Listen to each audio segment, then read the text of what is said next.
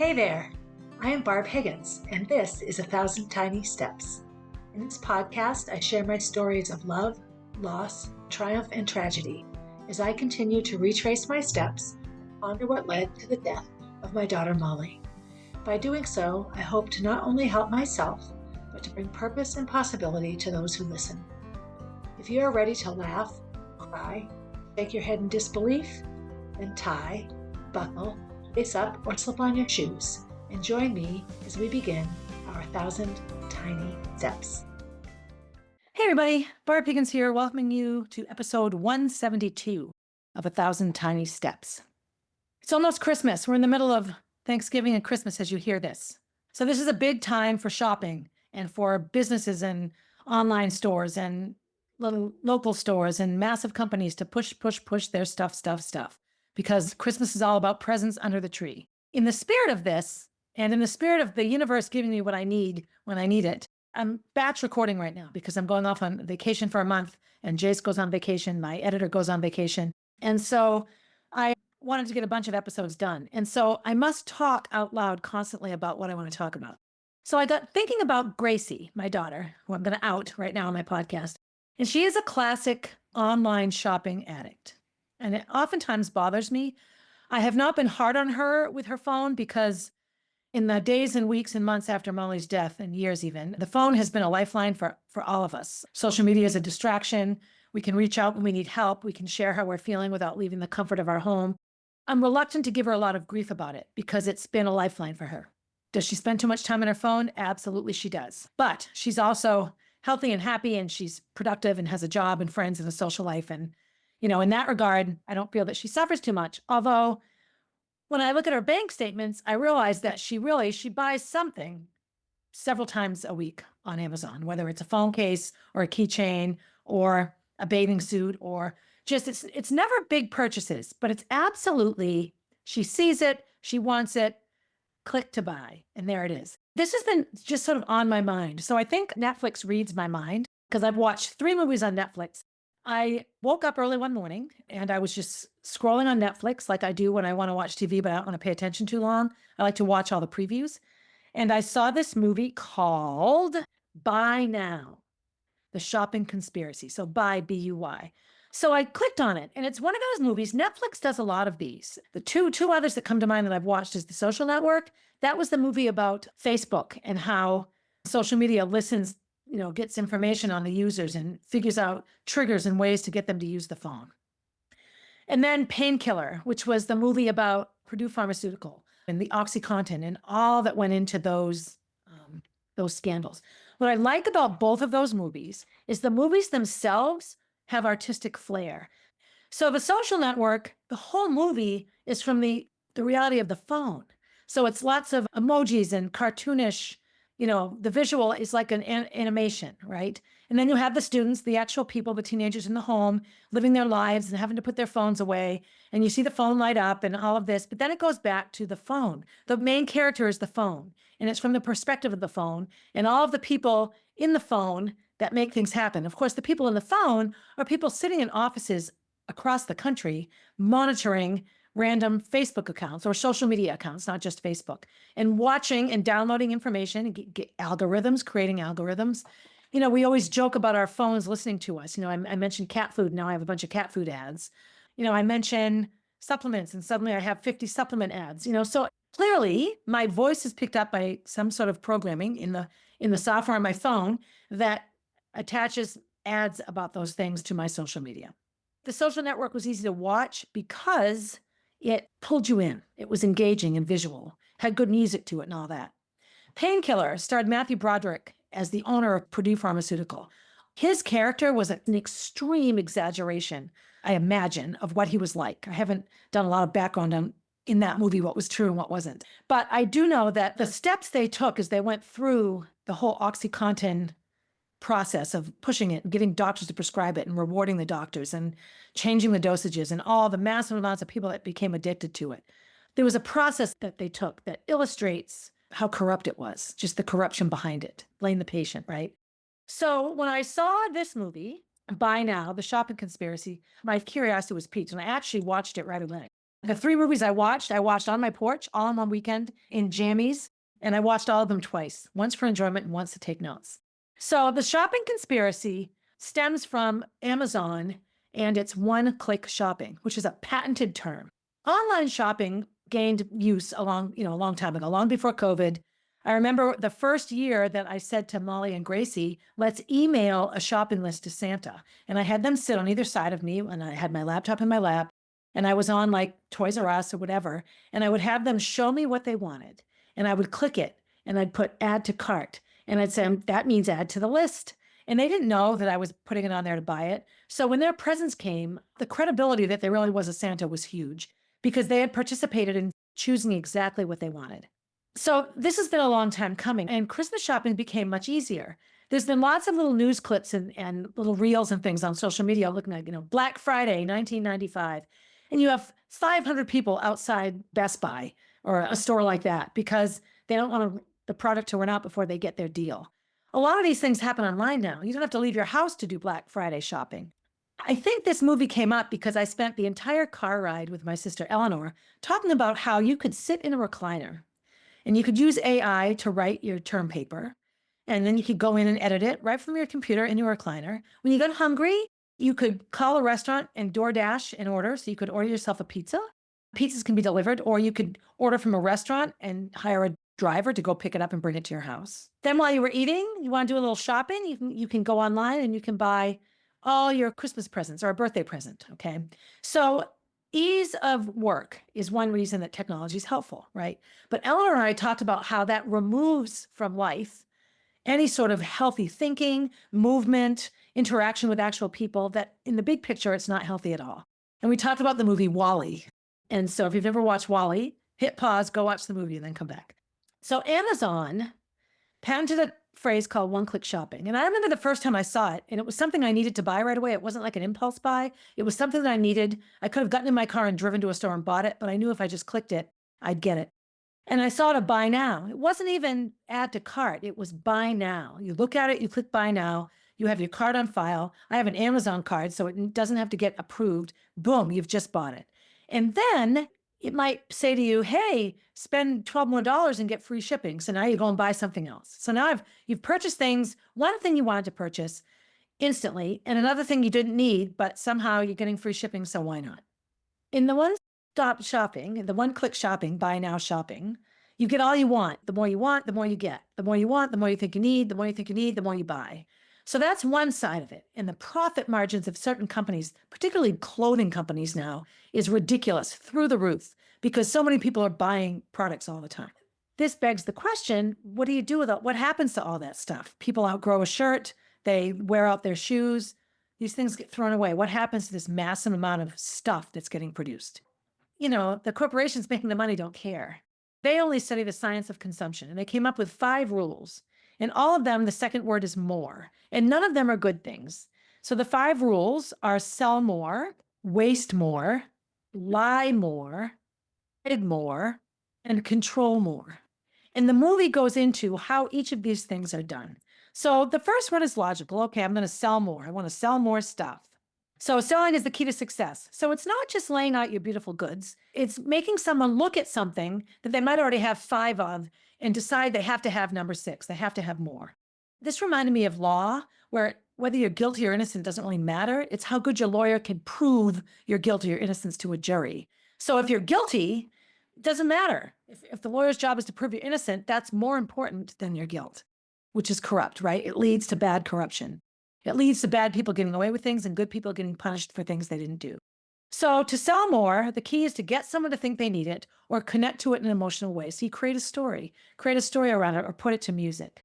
So a good story would be like the Boston Red Sox. They have the home jersey. So now all kids want a home jersey, the light colored one. They have an away jersey, which is the dark colored jerseys. Now all kids want that one. They have the yellow Boston Strong jerseys. So now everybody buys one of those. So you have a story of a team that a lot of people know and love, and they have all these different jerseys that represent different things. And if you buy that jersey, it raises money for something. Okay, great. But what it really raises money for is the company that's producing the jersey. So in many cases, it's an Amazon affiliated company. Another one is to make a connection. So I'd like to buy the world a Coke and keep it company. So There's a song I'd like to teach the world to sing in perfect harmony, and Coca-Cola did a commercial to it. It's a wonderful song. The commercial was beautiful. I actually remember the whole thing. I won't make you listen. So now you have a connection. So when you're at the convenience store, which didn't really exist when that commercial came out, when you're at the store and you would like a soda, you look around, oh, I'd like to buy the world a Coke. So you buy a Coke. So these two things are subconscious ways to connect you emotionally to a product. CDs and records and things were sold online. Electronics were sold online. When Jeff Bezos founded Amazon, he got to thinking, we need to sell other things online. How can we create an environment where people are willing to buy clothes online without trying them on? So the one-click buying was the way to get somebody to buy it right away, even though they hadn't tried it on. And the hook was, if it doesn't fit, you can just return it. So hold on to the fact that you can send your returns to Amazon free, because you'll find out in a minute why. So initially, you have a store like the Gap, and they had their winter clothes, and then they had their summer clothes, and maybe some spring and fall in the middle, but it was essentially 2, maybe 3 new seasons of clothes in a clothing store. Online shopping has new things every month. You can't go 3 or 4 months because if everyone's bought your September outfit, the September outfit isn't going to make it in October. You need a new one. And so you have these clothing clubs where people sign up and they get clothes shipped to them every month that are selected for them based on their description of what they might like. Right? Just sent, boxes pile up. Nationally speaking, monthly speaking, in a month, the Gap produced 12,000 items of clothing a month. H&M, which is an online store, 25,000 items of clothing a month. Zara, 36,000 items of clothing a month. Shein, S-H-E-I-N, that's one of those ones that you can sign up to as a club. 1,300,000 items of clothing a month. A month. So those get bought. They get produced and purchased. But the thing is a month later, those all get thrown away and new ones get purchased. So it's not like it's balancing out. It's not like you actually get rid of one thing before you purchase another. It's this ongoing influx of stuff that people are buying. What got this movie going was a lot of people high up in those companies started to see, like, wait a minute, this is bad, because where is all this clothing going? To keep selling, you want your consumers to think you're doing good, right? Yes, I'm doing really good things. You want to have clear communication. You want to make sure they desire to buy more. And companies do this in a variety of ways. So the first one was, the minute somebody wants it, make it available for them to buy. So there's Gracie lying on her bed after a long day at work, scrolling on her phone. If you can watch me, I'm doing my scrolling imitation. And then she sees a really cute bikini. So she buys it because it's $6.99. Why not? She buys it. Before online shopping, if you thought you needed a new bathing suit, it wasn't because you were lying in bed looking at bathing suits. Maybe you were thumbing through a paper catalog, but if you saw that you liked it, you had to either go to the store, or you had to call up somebody and order it over the phone, or you had to send an order in through the mail. You typically didn't get things mailed to you unless you ordered it through a store. So that whole process wouldn't have occurred. The one-click buying wasn't an option unless you were in a mall. Shopping malls showed also an increase in shopping because you had all these stores in one place and you didn't have to go outside and drive to another store. They were all right there. An employee at Amazon named Marin Costa, she started to see, like, this isn't right. And her big thing was the environment, not just so much stuff, but more like emissions and all that kind of stuff. She started rallying Amazon employees to go against Bezos, to say, we're going to strike if you don't come up with a plan that makes things better. And so they were really trying to push on that. She plays heavily in this movie. She gets interviewed quite a bit. So the buy now with one-click buying, Bezos saw that to maximize profits, the customer had to be totally available to buy the product. So that's the whole thing I talked about lying in bed at night. You want it, you click your phone, boom, you get it. So they instituted this one-click buying. Week to week, they would change the colors and they would change the layout because so many people were buying with the one-click buying that they could see, oh, you know what? When the writing is red, less people buy. Let's keep the writing green. More people buy when the writing is green. They had all of this marketing going on to get people to buy more stuff. As a former addict, well, once an addict, always an addict, I look at this manipulation and this connection of emotion and stories to product and telling you need to have it and making it easy to get. It reminds me, quite honestly, of what it's like to be an alcoholic or an addict and have somebody put a drink in front of your face or send you a text in the middle of the night that there's puff available if you want some. Once you know you can have it and you're an addict, there's no saying no to it. It's impossible to say no.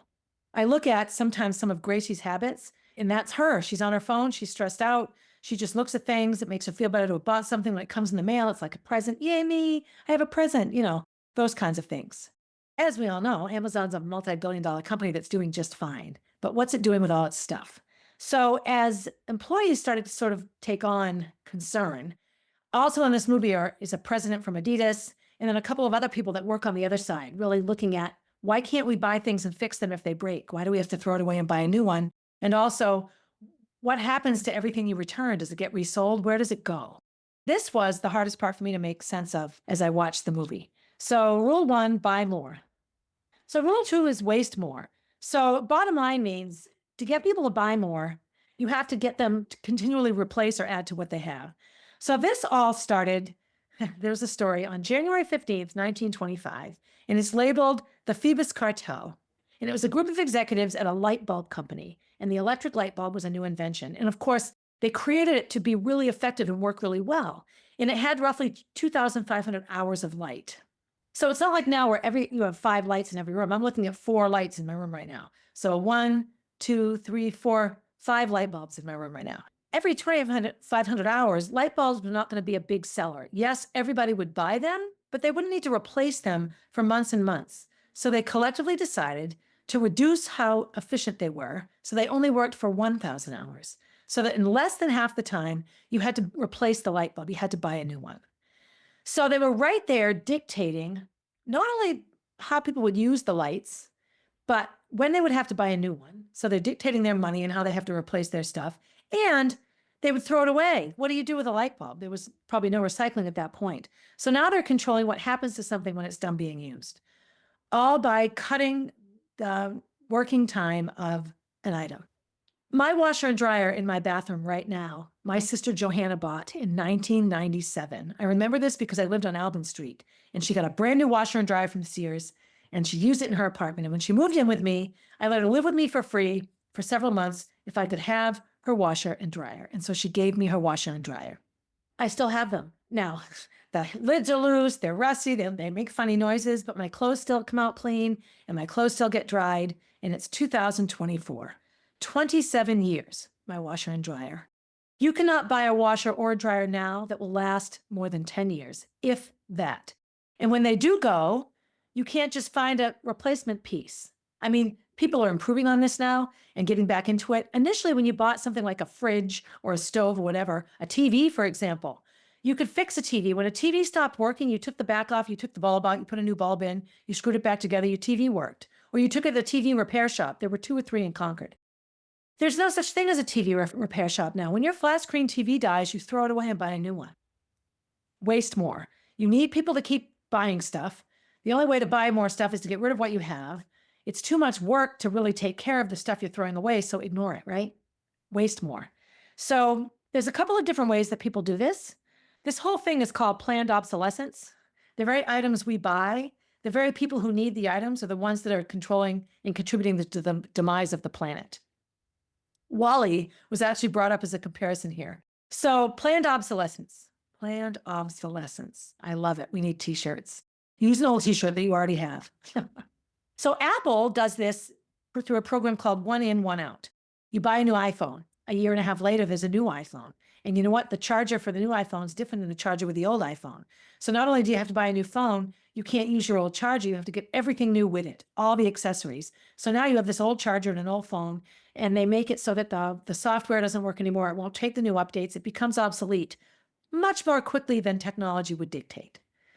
So iPhone users, unless they give them back, and the company says they recycle them, but that would take a lot of research. You put it in a drawer, you throw it away, and it ends up in a landfill somewhere, or, worse yet, we'll get to that as well.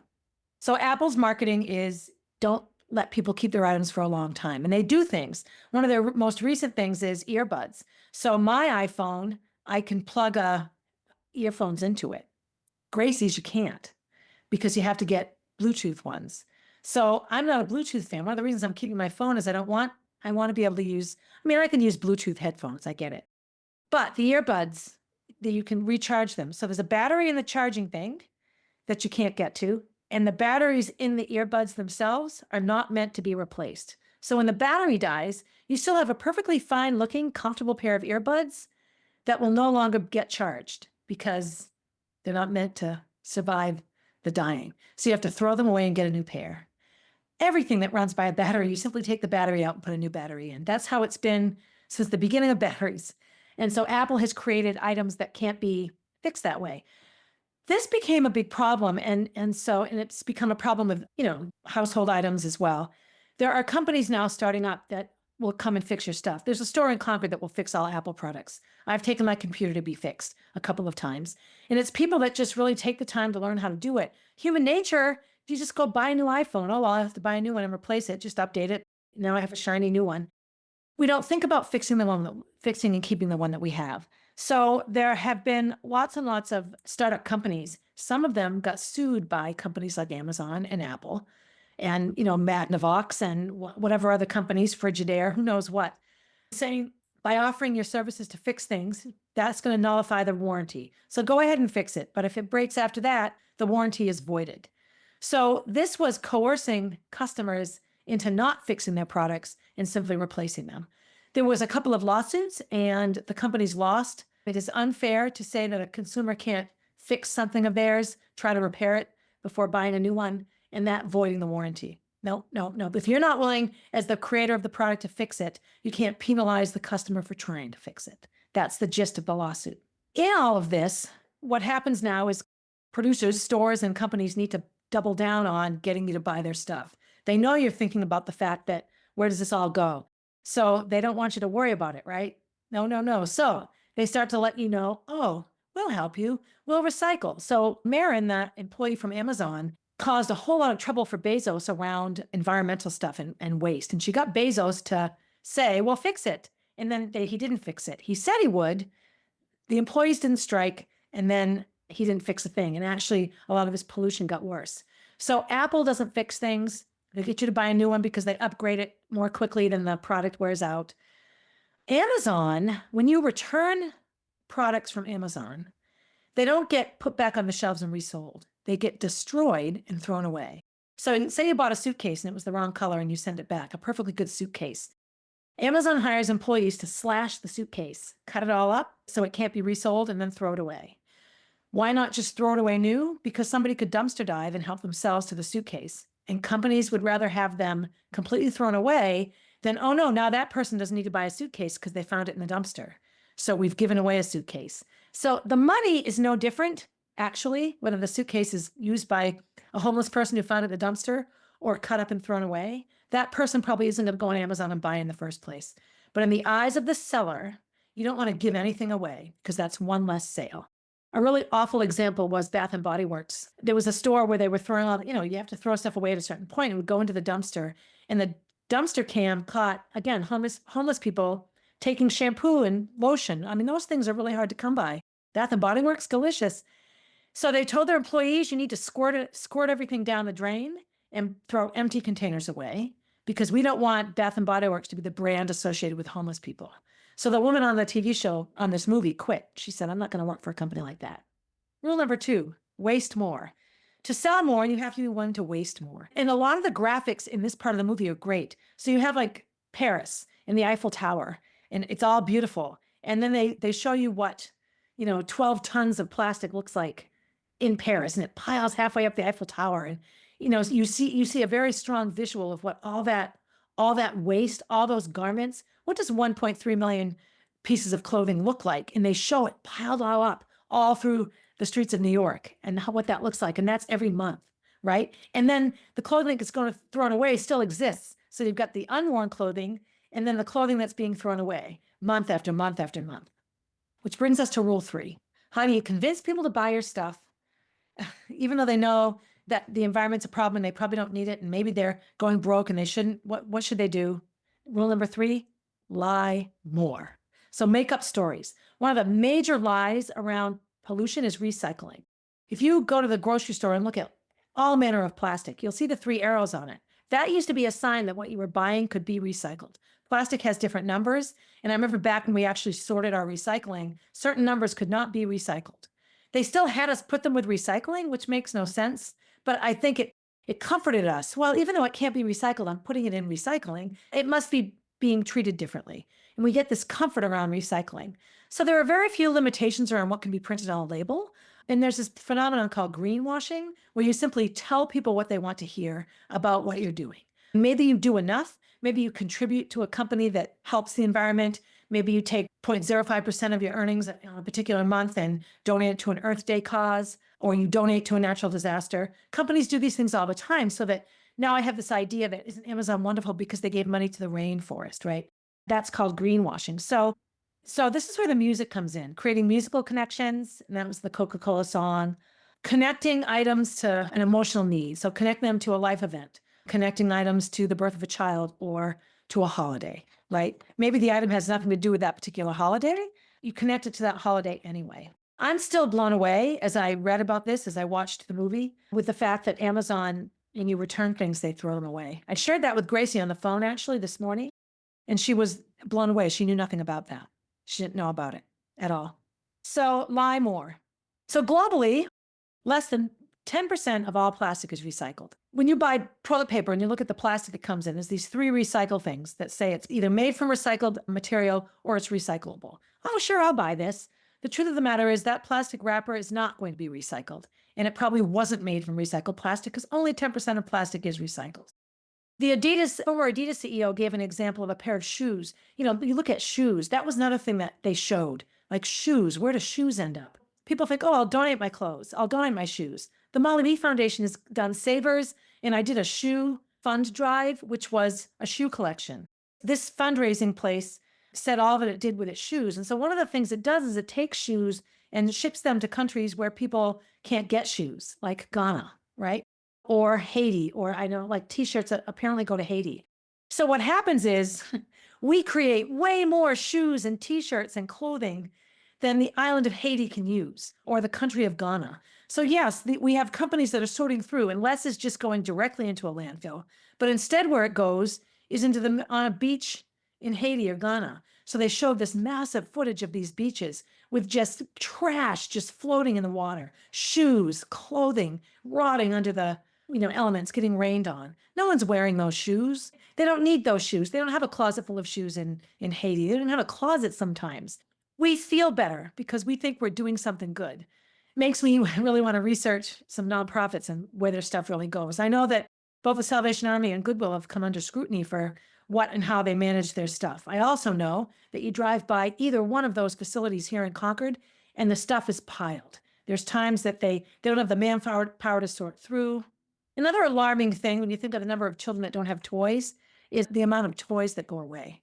There's a woman who is a trash walker, and she goes around and looks at trash, and she opened up like 7 garbage bags outside of a factory in New York City, and they were full of unopened bags of candy, unopened bags of like trick-or-treat style candy, 4 huge garbage bags full of bagels.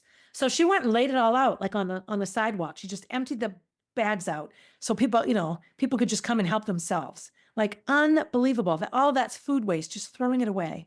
Toys, Legos, all these piles and piles of toys are destroyed and thrown away. I'm sorry, if a toy isn't popular anymore, donate it to Goodwill and let somebody have it for free. So lie more. Greenwash your customers. Tell them that you care. We're trying, we care. We want things to be better. So you sell more, you waste more, you lie more. Number 4, hide more. Hide all kinds of stuff that's bad. Call out the whistleblowers and then hide what you're doing. So how does this work? Electronic waste is probably the most commonly hidden. So there's a company, a guy that put trackers in random items and threw them away. Then the tracker was watched. So he started off in Germany. His TV went to Denmark, and then it went all the way to Thailand. And then he saw that there were all sorts of trackers of his in Thailand. So he flew there.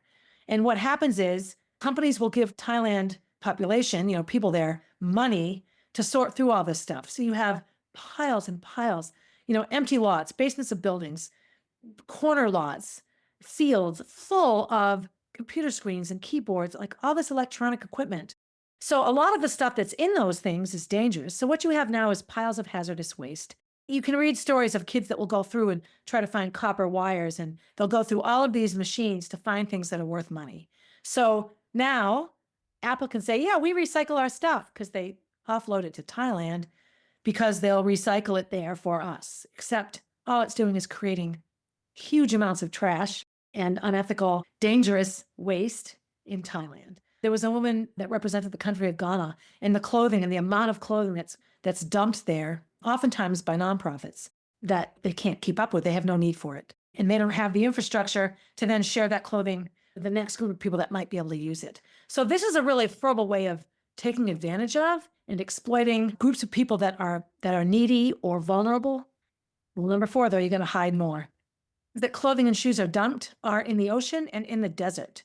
So there's a desert in Chile where tons and tons of clothing is dumped. It's just in the desert. 100 miles into the desert, big piles of trash. Nobody lives in the desert. What does it matter?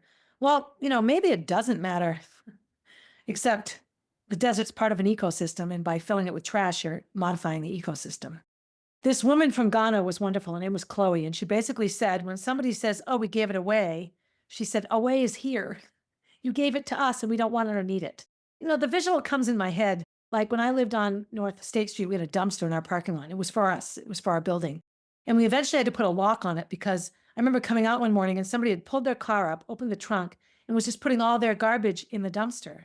It wasn't their dumpster. It was my dumpster. So it got so full that the landlord, the woman that owned the building, had to call the dump company, which is money. So now she was disposing of somebody else's garbage. So she had to get a new dumpster that could be locked. And if it was locked when the dump truck came, she had to pay a fee to have them come out and unlock it. Her life became unmanageable. Why? Because somebody wanted to throw their stuff away in her dumpster. So this is a massive scale. Let's choose what we think is a dumpster and throw our stuff there. And then we can't tell people about it. You have to keep it a secret. So it has to be far away. However, when you tell people you're recycling their stuff, they like you better and they choose you over other companies.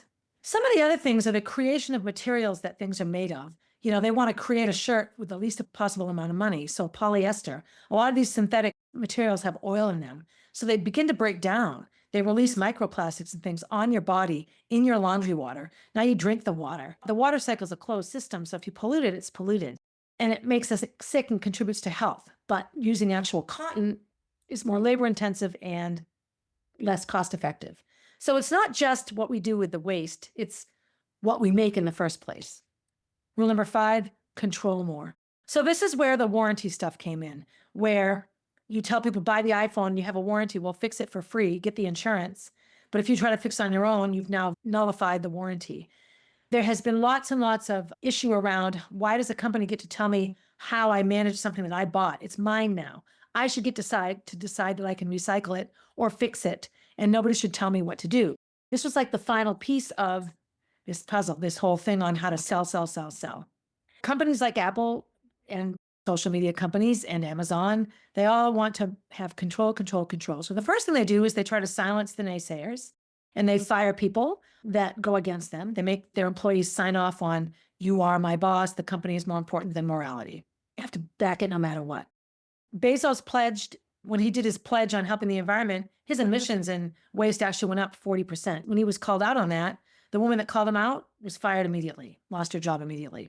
At that point, Amazon threatened employees, and the movie showed a news clip about it, which outed Bezos for, threatening his employees. You see a lot of whistleblower stuff all the time. Sadly, you see it around a lot of women's issues. There's a lot of whistleblower issues around women's legal issues where things are being done incorrectly. Our medical issues often have whistleblowers that OxyContin, anyone that went ahead was immediately fired from their job. The woman that actually came out to share in that movie, Painkiller, did so anonymously because she was afraid she would get hunted down or murdered or whatever. Yeah, it's intense. The companies, what they'll do to keep you quiet. They tell their employees to stay chill. When you're challenged, just relax. The company's more important. It will all work out in the end. So now, not only does the company gaslight the customer, the company gaslights its employees to gaslight the customer and try to make it sort of all okay. All of this will make you rich. So sell more, waste more, like more, hide more, control more. The other thing that was neat during this movie, keep in mind, every single rule had a whole, 20-minute storyline to it with all sorts of creative visuals. It had a lot of, the movie was narrated. Like it was narrating about how do you get people to sell. And it says, insert funny cat video. And it talked about how you distract people. So in this movie, you put the funny cat video in. And they're like, oh, the kitty cat. And then after the cat video might come a piece of information that you may or may not agree with, but you liked the cat video. So you're more open to hear it and listen to it. Just emotional and mental manipulation, creating, unsteady ground so that you'll buy their stuff and keep buying it even when you know you shouldn't because you're addicted now. You've released the serotonin from when you open your door in the morning and there are the packages. When you get the notification on your phone with a picture of your package. Yeah, part of it's to let you know it's been delivered and there it is. But the other piece is, that's fun. That's a rush. And so, that's like a sip of alcohol or a hit of a drug, right? Whoa, there it is. I want another one. I want to buy more. It's alarming sometimes. Also, through the movie, it said, watch the whole movie. At the end, you'll get a surprise. So this brought me to Clickbait. I actually bought an app online today to help me learn AI, which I've already done some of the lessons. I don't regret buying it, $20. But before I could finally get to the damn app, it sent me through like, for just $30, get this. The way to get out of it, it took me like 10 minutes to initially find how you can skip it. Then once I knew how to skip it, and it would send me back, are you sure you want to skip it? Oh my God, it was awful. But they took my $20 already. So I think their thoughts are somebody might get frustrated and say, screw it. And they don't even use it. They don't even use the app, but they got the $20. And then maybe later on, somebody needs to buy the app again because they never followed through. It was mind boggling, the amount of clickbait it took me to get through just to start using the app. So the whole get a surprise. So, oh, if you watch this whole movie and go through all of our 5 lies, stay with us. And at the end, there'll be a surprise. And so at the end of the movie, there's a song about the 5 lies. I don't have it memorized, so I can't sing it for you. And at the end of the song, it basically says, and the surprise is, there is no actual surprise. There is no surprise, which when I was watching this aspect of it, I was contemplating whether there would be, because I had just done the app purchase, at 3 a.m. when I couldn't sleep and Jack was wide awake because he didn't have a nap and fell asleep early and woke up and all this. And that's when all right, I'll just learn AI. And oh my God. So I watched the movie and I do exactly what it says. So the basic thing is, in the movie Painkiller, the lead character, his character told people to let's blame the addicts. Let's blame the users. And here, Bezos and all of those people want to blame the consumer. Well, it's your fault you buy so much. No one made you buy it, except you've got clickbait, click, click, click, click. It's so easy to hit a button. You have a question, you ask your phone. You want to take a picture, you use your phone. You want to feel better, you find a funny meme, you find it on your phone. All of it takes place in this thing that we carry around, and we get more and more addicted to the thing. So not only is the phone addiction playing into this cycle of shopping for things you don't need, but the clickbait itself plays into the addiction. The basic gist of the movie here is that companies need to plan for what are they going to do with their stuff once they sell it. They're thinking, oh, it's already sold. It's not my problem anymore. And in legal proceedings, owners of these companies will say, once it's sold, it doesn't belong to me anymore. It's not my problem. But it is your problem if you're pushing people to buy more than they need. Do you really need 50 pairs of shoes in your closet? No, you do not need that many pairs of shoes. Do you want them? Do you feel that you should have them? Do you feel that you deserve them? Yes, but does that mean you should be buying 50 pairs of shoes to have in your closet? No. So what can we do? Well, we can move for change more. These are all, eventually little things become big things. It's how everything works. So there can be pressure on corporations. Now, I'm just a citizen. I don't know that there's a corporation out there that's going to worry about me. Although I was having an issue with the executive director at a local theater in my town that is a nonprofit, actually, and is supposed to be a community-connected theater. So I think if I put pressure there, because I'm local but well-known, and that's a local establishment, that individual pressure could help. But I think the first place to start, the first of your 1,000 tiny steps on fixing this, would be to pressure corporations to do it right. Another thing is to keep and fix your electronics. And when you buy your electronics, make sure they're easily fixable. Make sure you can unscrew the bottom of your computer to change the battery. You don't need a new computer when the computer battery dies. Get a new battery. So you do your research and choose products that you can fix if you want to. And, your control over this is minimal now because products are made to be thrown away. A lot of household items, my fridge that we still have in the garage, my kitchen builder said to me, well, this one won't last as long as that one has. They just aren't designed to have this beautiful fridge and it's not going to last. What? How is that fair? Find people with power and connect with the people of power, people that can actually affect a change. Because if you can work to change laws, so find city councilors and people in government, school board members, you find people that can champion your cause and bring light to an issue. That's how change can get made. So some good examples are paper straws and paper lids. Now, there are plenty of people who say, yeah, you buy your paper straws in a package that's made of plastic, but it's still less plastic. The straws are no longer plastic. Cup lids need to be biodegradable now. So here's a hard one. And women function on a more emotional level than men.